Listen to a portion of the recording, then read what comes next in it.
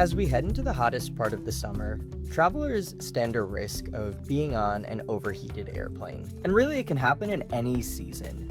In the winter, airplanes can be super cold, and sometimes the climate control just goes a little bit on the fritz. Climate control on airplanes works a lot like how it works in your car. It's powered by the engines for the most part, but when you're sitting at the gate and the engines aren't turned on, the airplane either needs to use an external air supply, or it needs to use what's known as an auxiliary power unit, which is less powerful than the engines and sometimes less effective at keeping the plane at a normal temperature. The Association of Flight Attendants has long advocated for federal standards for airplane cabin temperatures. So far, there is a requirement to explore the topic further, but there are no regulations for standard airplane temperatures on the books. An overheated airplane can be pretty dangerous because high temperatures might exacerbate pre-existing medical conditions and make it more likely for you as a traveler to have an issue while you're flying. So if you are worried about overheating this summer, some of the things that you can do are dress in layers so that you can be wearing fewer clothes if you start to overheat,